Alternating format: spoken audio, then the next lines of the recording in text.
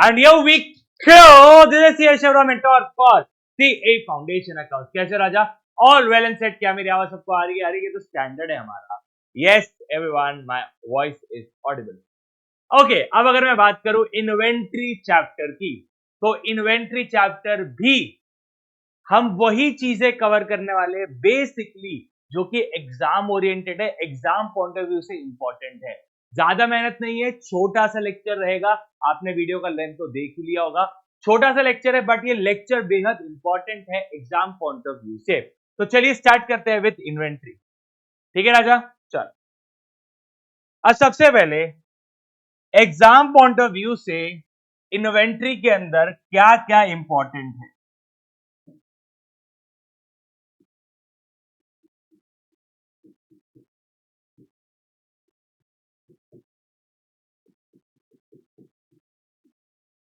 दो चीजें बेटा इंपॉर्टेंट है.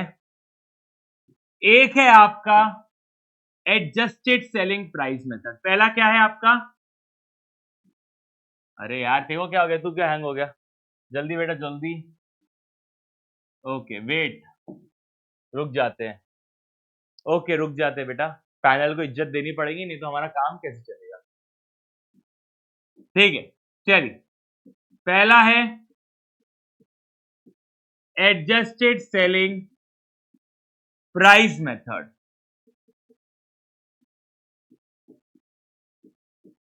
और दूसरा जो टॉपिक है वो है इन्वेंट्री टेकिंग.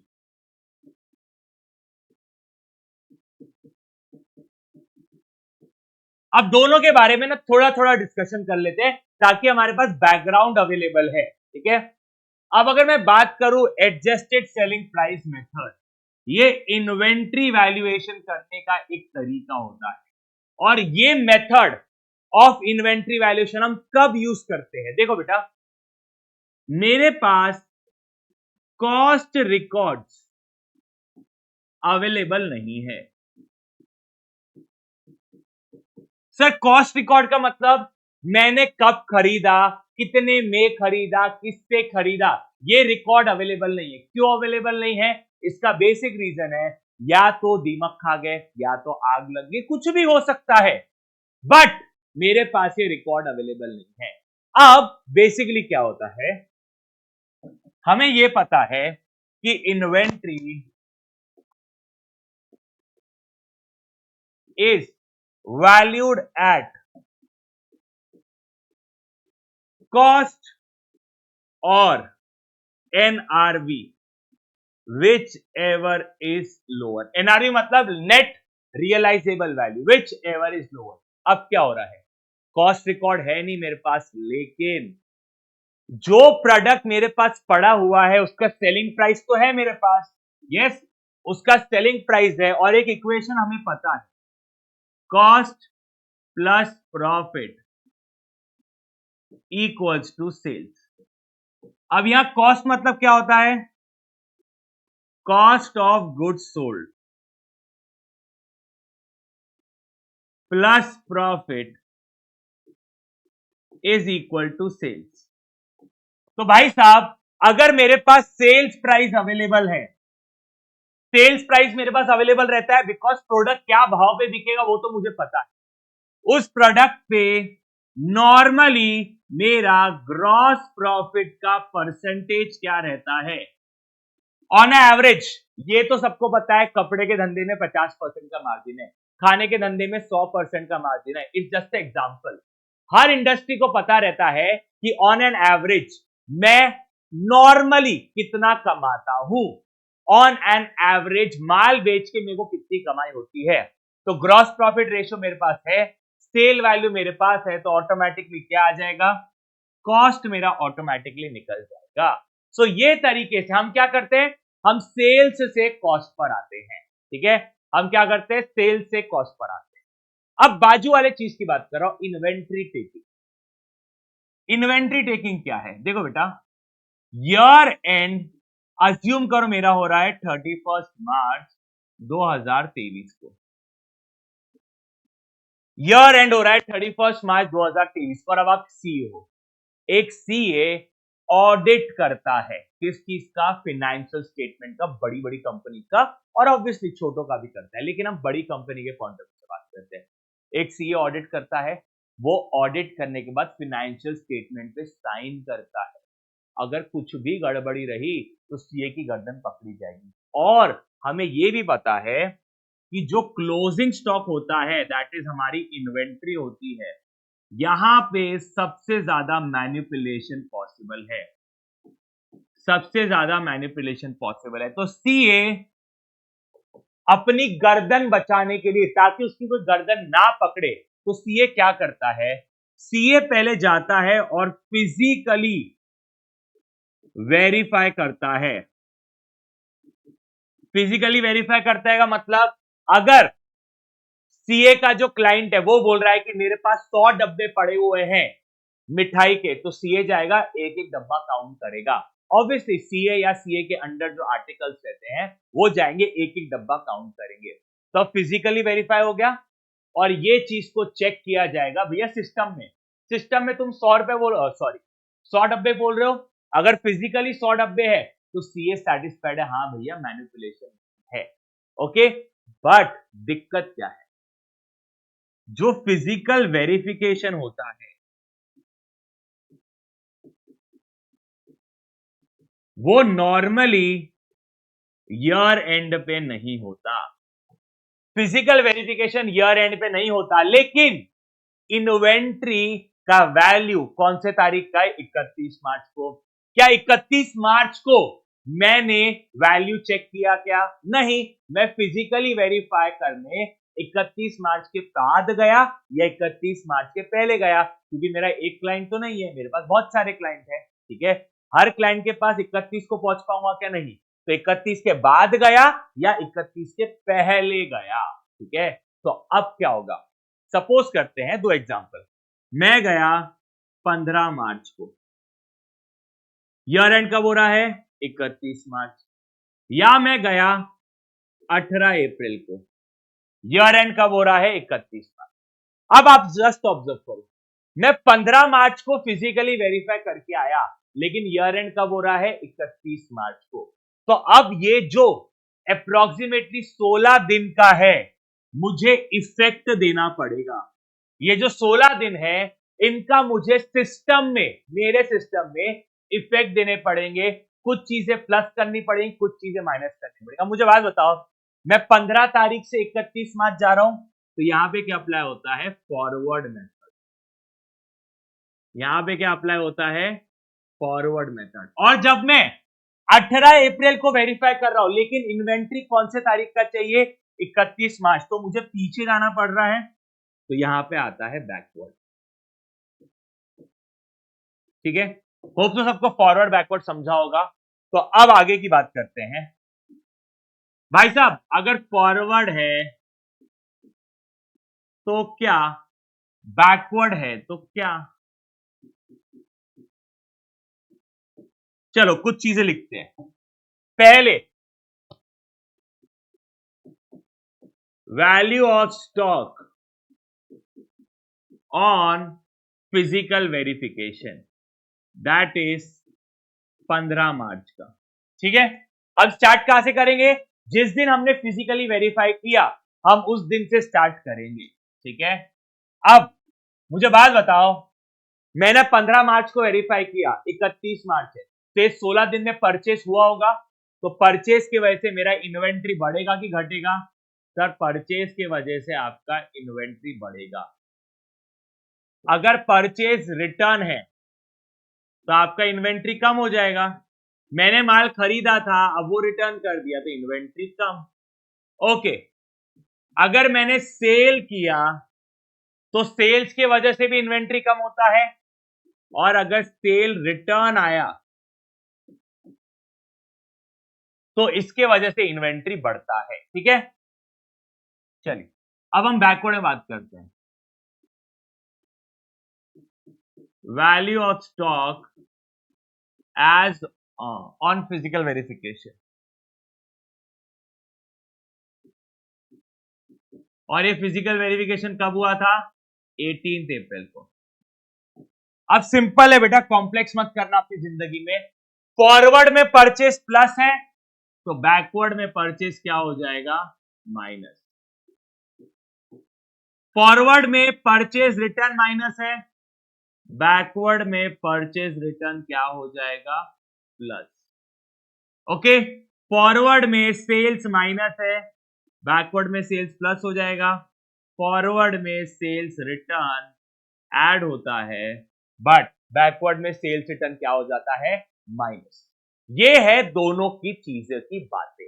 अब सुनो, एक कॉमन एडजस्टमेंट है जो कि दोनों में सेम रहेगा। कौन सा, add goods belonging to me lying with others.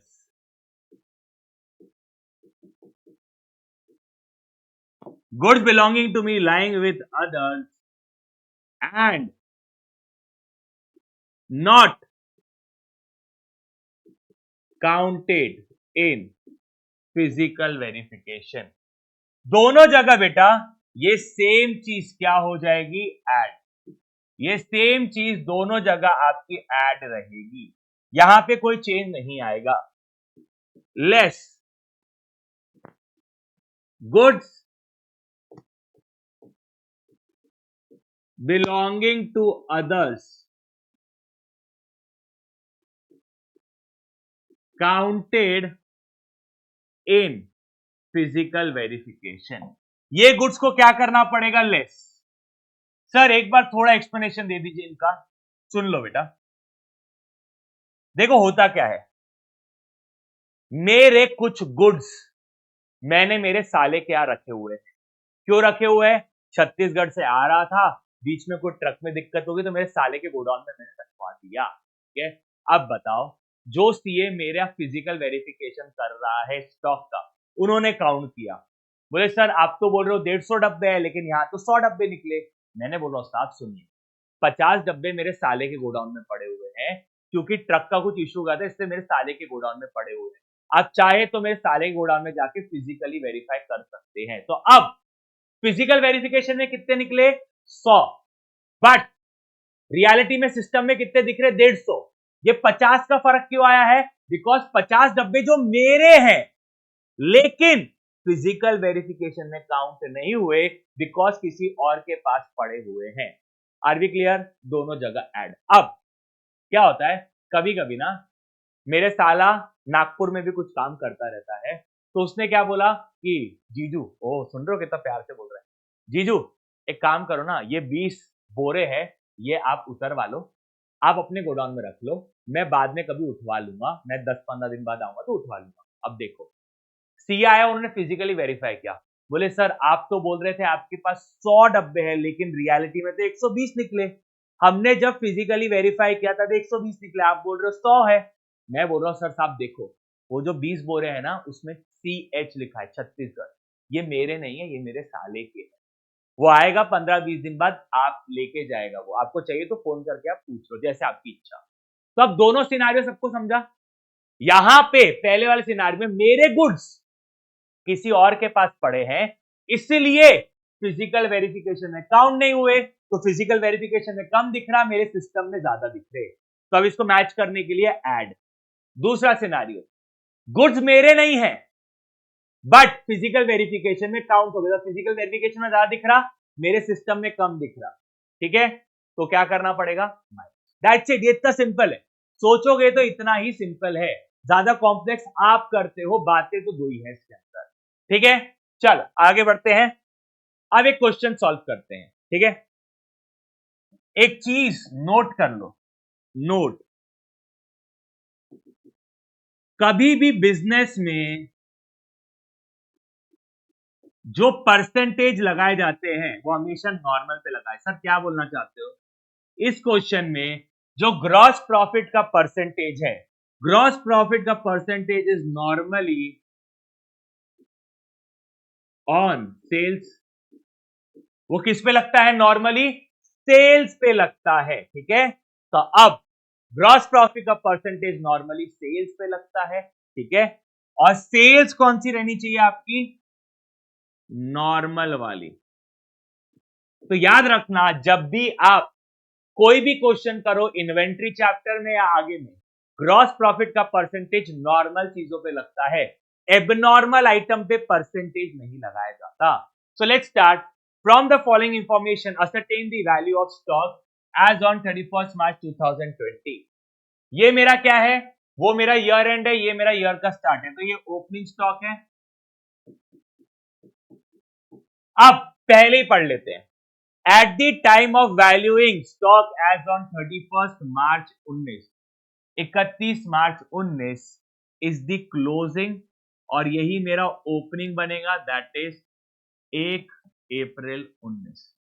तो 31 March 19 will always be equal to 1 April 19। तो अब यहां पे जो बात हो रही है वो 1 अप्रैल से आप डायरेक्टली लिंक कर सकते हो। तो मैं बोल रहा हूं eight the time of valuing stock on 1 अप्रैल, मैं 31 मार्च नहीं बोल रहा हूं, मैं क्या बोल रहा हूं, 1 अप्रैल, a sum of 60,000 was written off from a particular item which was originally purchased for 2 lakh. एक आइटम है जो कि 2 लाख का परचेज हुआ था। कितने का परचेज हुआ था, 2 लाख का उसका परचेज कॉस्ट। मैंने राइट ऑफ किया, राइट ऑफ किया मतलब मैंने उसका वैल्यू कम कर दिया, कितने से, 60,000 रुपए से। तो 1,40,000 रुपए इस 7 लाख के अंदर इंक्लूडेड है, ठीक है। अब मुझे बात बताओ, वैल्यू को कम किया होगा, भैया हो सकता है इस प्रोडक्ट में कोई डिफेक्ट हो या ये प्रोडक्ट खराब हो चुका हो, तो ये एक एबनॉर्मल आइटम हो गया। तो मुझे एबनॉर्मल आइटम नहीं चाहिए, पूरे कैलकुलेशन मुझे एबनॉर्मल आइटम नहीं चाहिए। तो अब मैं क्या करूंगा, 7 लाख में से एबनॉर्मल आइटम हटा दिया, तो मेरा नॉर्मल वाला स्टॉक कितना हो गया, 5,60,000, ठीक है। परचेज ड्यूरिंग द ईयर, पूरे साल भर में परचेज किया, तो इसके वजह से मेरा स्टॉक का वैल्यू बढ़ गया 34,60,000, तो ये परचेज है। मैन्युफैक्चरिंग एक्सपेंसेस, ये मेरा एक डायरेक्ट खर्चा, ठीक है। डायरेक्ट एक्सपेंसेस कहां जाते हैं, ट्रेडिंग अकाउंट के अंदर। होप सो फाइनल अकाउंट सबको पता होगा। और सेल्स, ये सेल्स इंक्लूड्स, ऑब्वियसली सेल्स का फॉर्मूला क्या है सबको पता है, cost plus profit is equals to sales, ठीक है। अब थोड़ा सा मैं आपके साथ एक बातचीत करना चाहता हूं।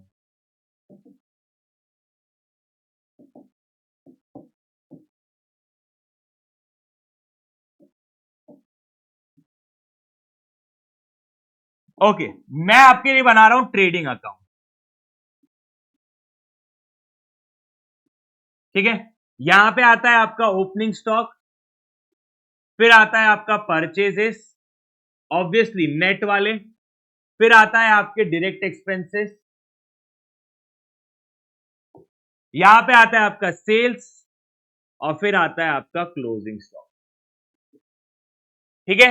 अब अगर मेरा क्रेडिट साइड ज्यादा है तो फिर मेरा क्या आ जाता है, ग्रॉस प्रॉफिट। तो एक बार थोड़ा सा गौर फरमाओ, मुझे क्या क्या गिवन है, क्या मेरे पास ओपनिंग स्टॉक गिवन है, यस। क्या परचेजेस गिवन है, यस। क्या डायरेक्ट एक्सपेंसेस गिवन है, यस। क्या सेल्स गिवन है, ऑब्वियसली सेल्स भी गिवन है। अब क्या बचता है, क्लोजिंग स्टॉक बचता है, ग्रॉस प्रॉफिट बचता है। अगर इनमें से कोई एक चीज पता चल जाए तो ऑटोमेटिकली अगली आ जाएगी, यस।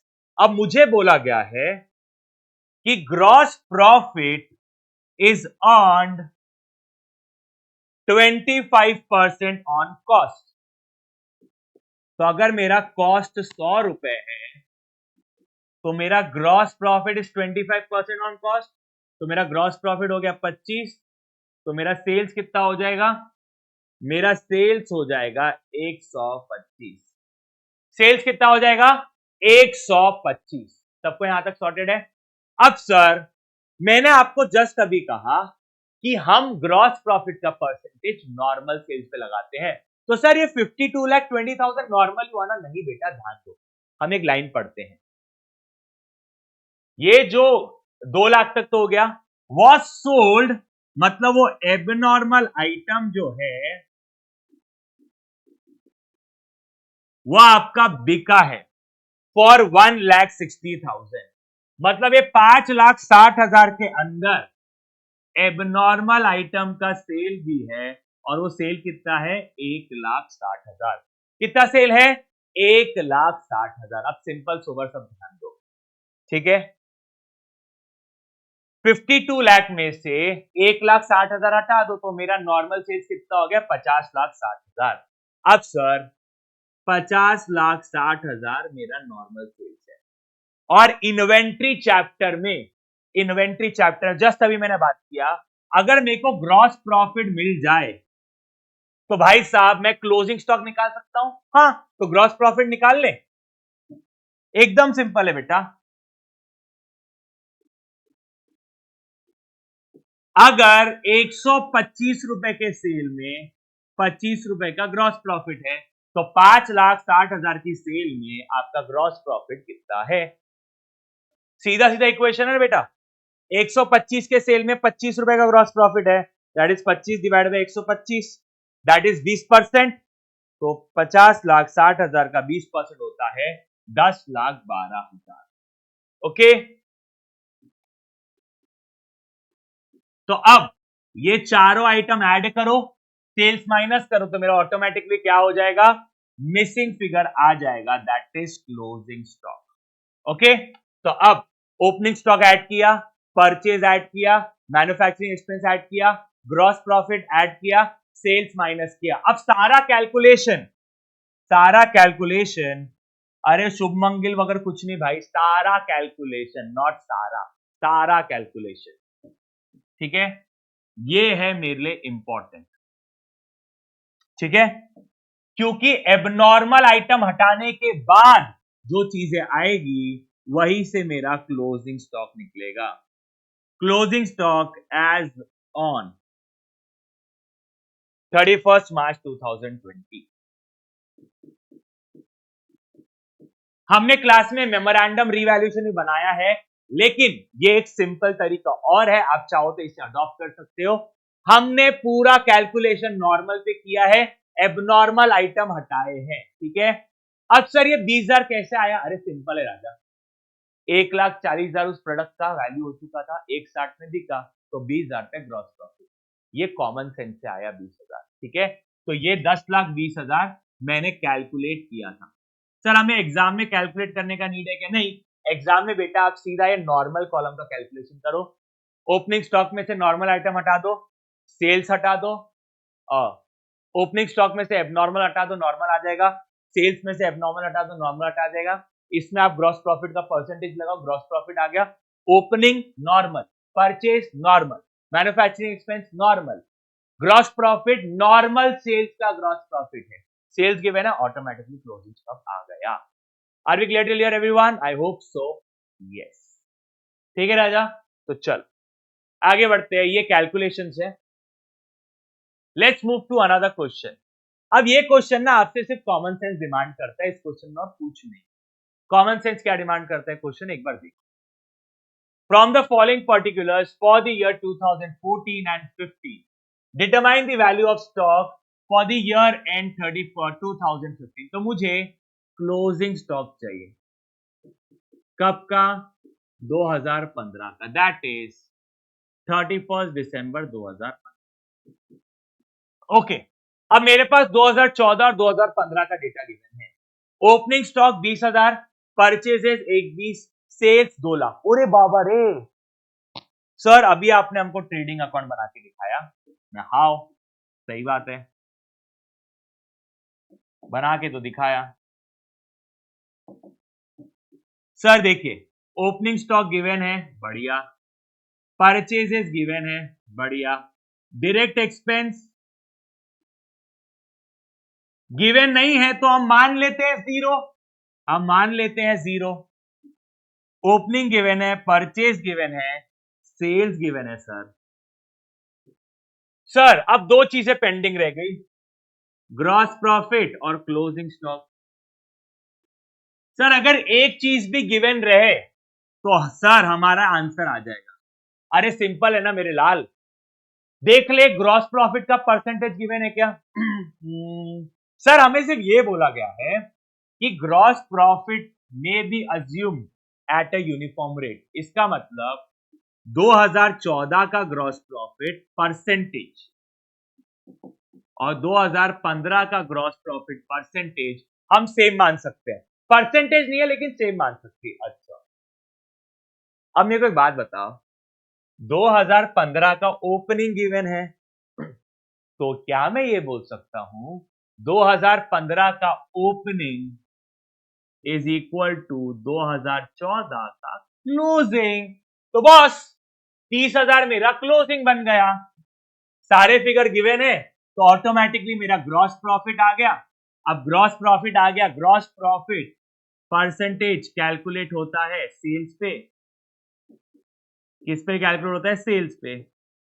तो 90,000 का ग्रॉस प्रॉफिट है, बी 2 लाख के सेल पे, तो ग्रॉस प्रॉफिट का परसेंटेज कितना है? 45%। 45% 2014 के लिए भी है, 45% 2015 के लिए भी है। डन। अब आते हैं हम हमारे 2015 के डेटा पे। सर देखिए 2015 की अगर मैं बात करूं,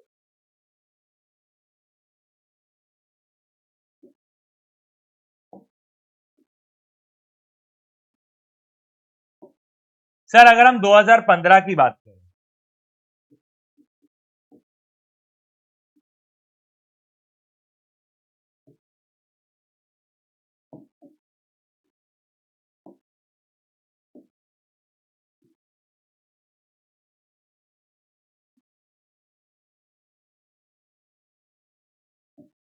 ओपनिंग स्टॉक तो गिवन है बॉस, ठीक है, परचेज इज गिवन है, डायरेक्ट एक्सपेंस हम मान लेंगे 0, सेल्स भी गिवन है। अब दो फिगर रह गए, क्लोजिंग स्टॉक और ग्रॉस प्रॉफिट, ठीक है। अब राजा देख, ओपनिंग गिवन है, परचेज गिवन है, सेल्स गिवन है और ग्रॉस प्रॉफिट परसेंटेज कितना है?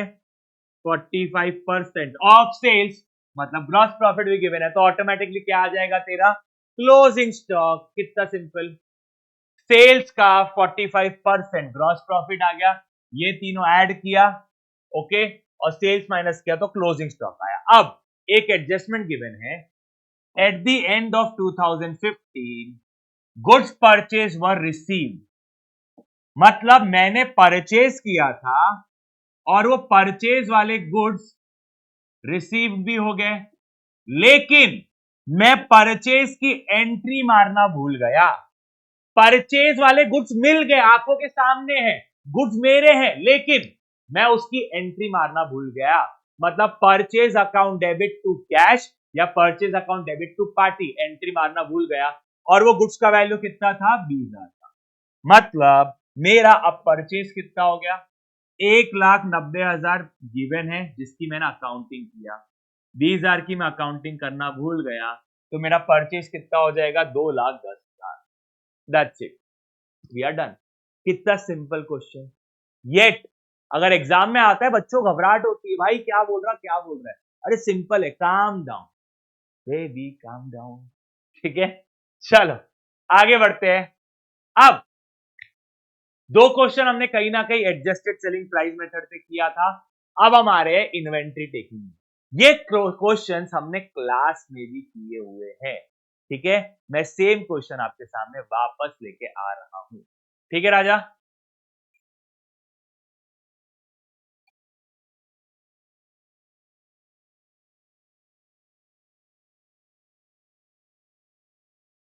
Raj Limited prepared their accounts for financial year ending 31st March 2019। तो भाई साहब ईयर एंड कब होता है?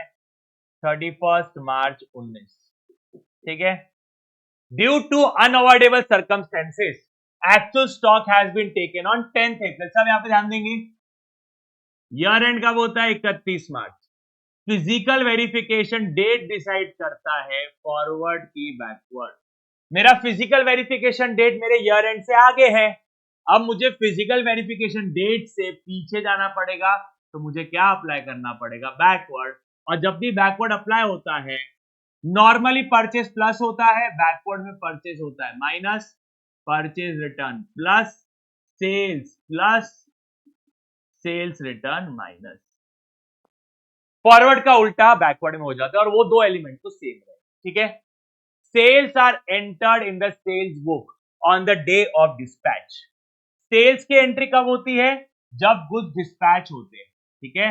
और रिटर्न, सेल रिटर्न का एंट्री कब लिया जाता है? जब गुड्स रिसीव्ड होते हैं। एकदम सिंपल क्लियर कट है। सेल कब माना जाएगा? जब डिस्पैच होंगे।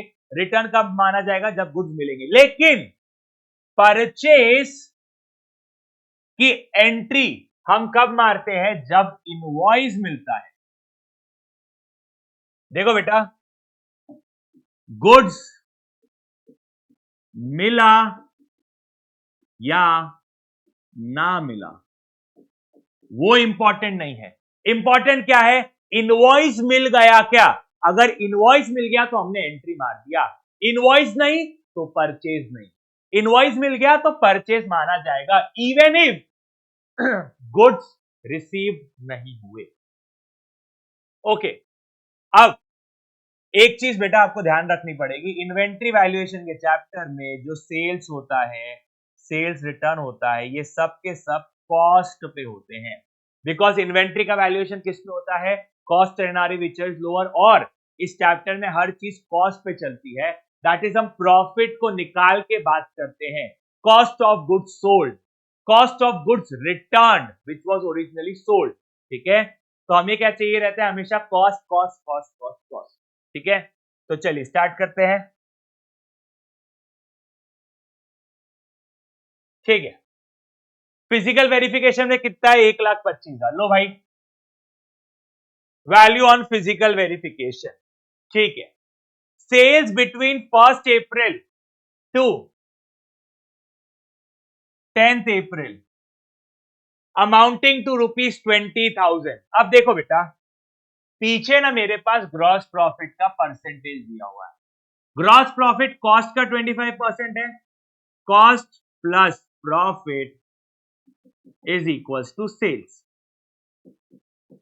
अगर मेरा कॉस्ट 100 रुपए है तो उसका 25% मेरा प्रॉफिट हो जाएगा, तो टोटल कितना हो जाएगा? 125। टोटल कितना हो जाएगा? 125। तो अब 20,000 का सेल वैल्यू है, मुझे क्या चाहिए? सेल का कॉस्ट। तो अब सर 20,000 इंटू 100 डिवाइड बाई 125, या मैं ऐसे पढ़ता हूं, 20,000 मेरा टोटल सेल है, 125 रुपए के सेल में 100 रुपए कॉस्ट है, यही हो गया ना, x इक्वल्स टू, तो मेरा x कितना आ गया? 16,000। दैट इज मेरा कॉस्ट कितना आ गया? 16,000। अब सेल्स क्या होता है? फॉरवर्ड, बैकवर्ड में सेल्स होता है ऐड। लो भाई, सेल्स ऐड, ठीक है। अभी तक कोई दिक्कत होनी भी नहीं चाहिए, हमने सिंपल चीजें की है। यहां 80 100 लिखा है, आप 100/125 भी लिख सकते हो, कोई दिक्कत नहीं है। आगे बढ़ते हैं। फ्री सैंपल, अब फ्री सैंपल जो डिस्ट्रीब्यूट होते हैं, तो फ्री सैंपल का कॉस्ट, फ्री सैंपल हमेशा कॉस्ट पे डिस्ट्रीब्यूट होते हैं। क्या आप सैंपल प्रॉफिट मार्जिन देके बात? अरे भाई साहब मेरे, जो चीज फ्री में जा रही है उसमें प्रॉफिट की बात होती क्या कभी भी? नहीं। तो free sample is always at cost. तो free sample for business promotion issued from 1st April to 10th April amounting to 4,000 at cost. मेरे बात बताओ, सेल का जो इफेक्ट होता है, सेम इफेक्ट फ्री सैंपल पे। क्यों sir?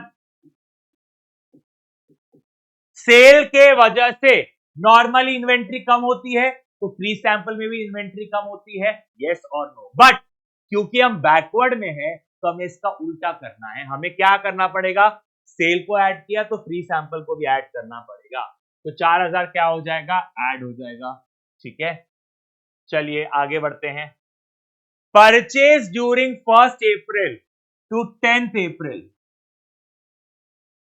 amounted to ₹10,000, but goods amounting to 2,000 was not yet received। अब देखो बेटा, 1 अप्रैल से 10 अप्रैल को 10,000 का माल ऑर्डर किया था, लेकिन 8,000 रिसीव्ड हुआ।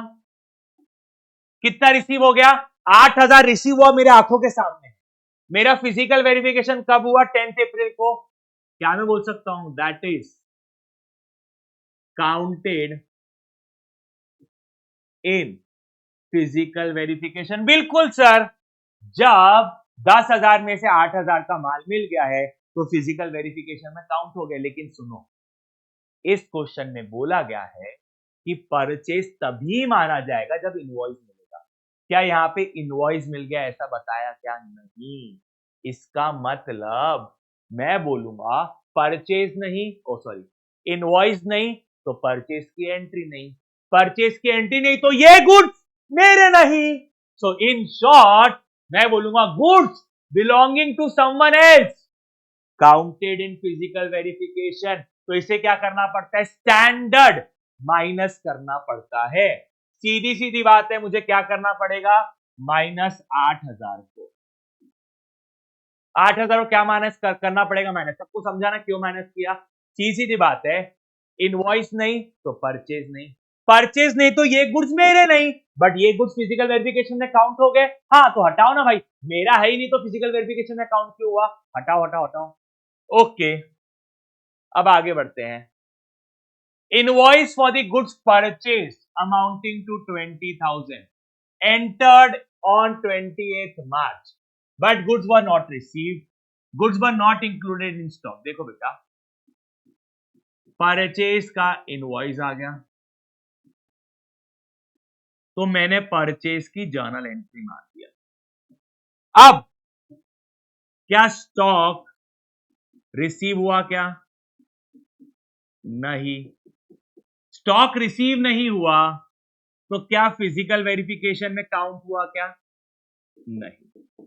अब मेरा सिस्टम में परचेज ज्यादा दिख रहा है, बट मेरा एक्चुअल फिजिकल वेरिफिकेशन में कम दिख रहा है, बिकॉज परचेज का इनवॉइस मिल गया, मैंने एंट्री मार दिया, मैंने परचेज को बढ़ा दिया, लेकिन फिजिकल वेरिफिकेशन में आया नहीं। अब मैं बोलूंगा goods belonging to me lying with others.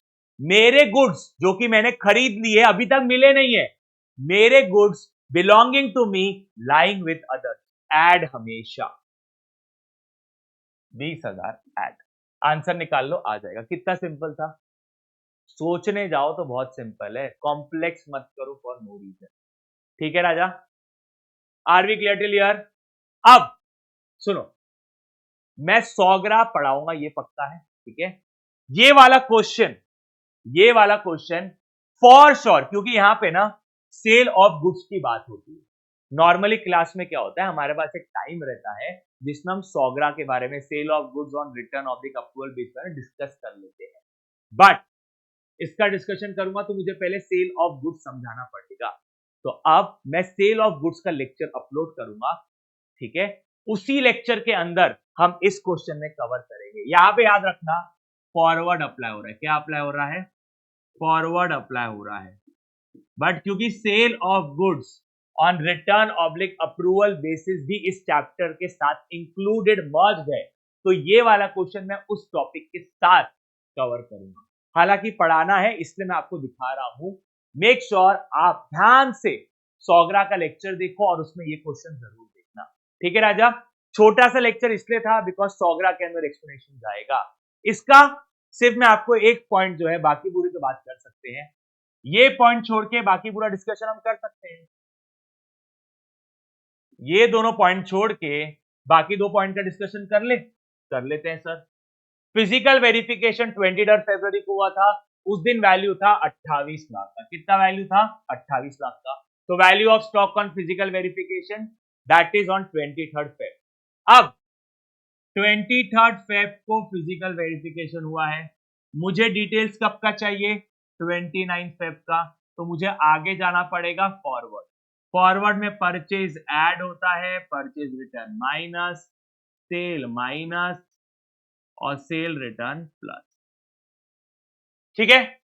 Out of the goods sent on consignment, हमने गुड्स कंसाइनमेंट में भेजा था, गुड्स वर्थ 2,30,000 वर अनसोल्ड। अब मेरे को बात बताओ, जो सीए आया था उन्होंने फिजिकल वेरिफिकेशन मेरे गोडाउन का किया। अब मेरा एक कंसाइनी भी है, उसके गोडाउन में ही माल पड़ा हुआ है, वो माल तो मेरा ही है। याद है क्लोजिंग स्टॉक निकालते थे, इन्वेंट्री ऑन कंसाइनमेंट, वो इन्वेंट्री ऑन कंसाइनमेंट तो मेरी है ना, पड़ी किसके पास है, कंसाइनी के पास। अब मेरा सिस्टम में ज्यादा दिख रहा है स्टॉक, फिजिकल वेरिफिकेशन में कम दिख रहा है।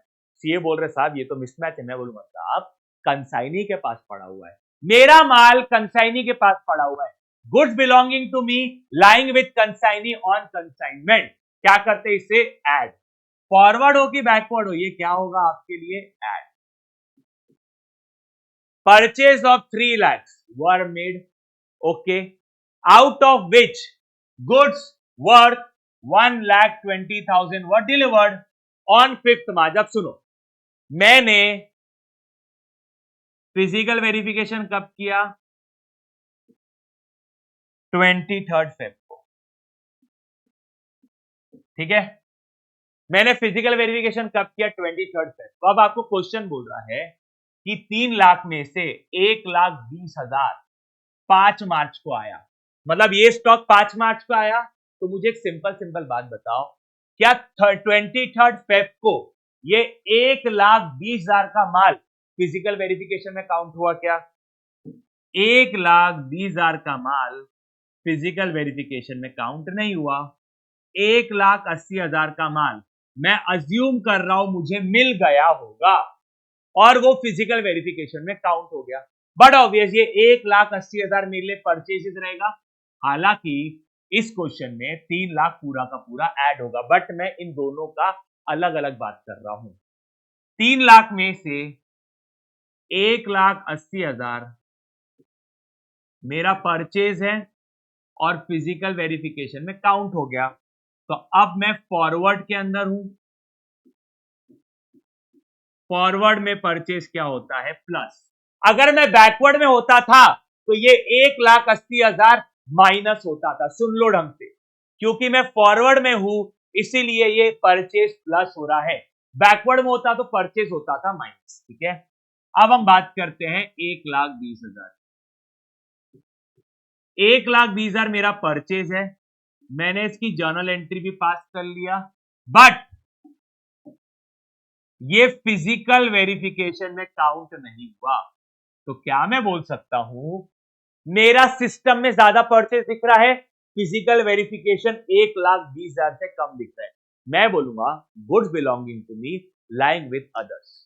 हालांकि इस क्वेश्चन में 3 लाख पूरा ऐड हो रहा है, दैट इज 1,80 भी ऐड हो रहा है और 1,20 भी ऐड हो रहा है। लेकिन अगर ये बैकवर्ड होता था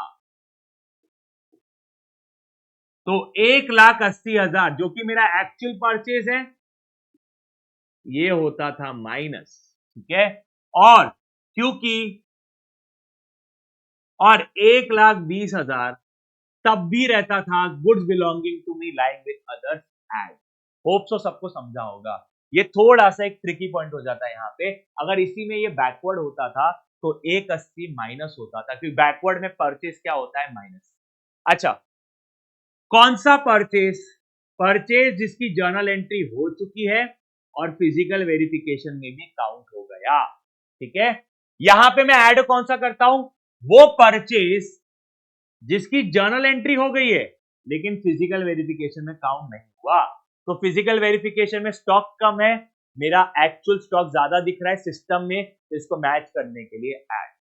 ठीक है राजा, बाकी 2 पॉइंट हमारा डिस्कशन रहेगा 100 ग्रा चैप्टर के अंदर। ठीक है, हालांकि मैंने सोल्यूशन दे दिया है और ये सेम चीज हमने क्लास में भी सॉल्व की है। तो जो बच्चे बैच के अंदर थे उन्हें तो कोई कंसर्न नहीं होना चाहिए, लेकिन जो बच्चे मुझसे नहीं पढ़े हैं तो मेक श्योर आप 100 ग्रा का चैप्टर देखें और उसके बाद ये क्वेश्चन सेम वहां पे मैं कवर करूंगा। ठीक है राजा, that's all for the day guys, love you all, bye bye, take care. This is C Rishabh Roy signing off. Hope so छोटी छोटी बातें आपको वापस रिकैप हुई होगी। Love you all, bye bye, take care.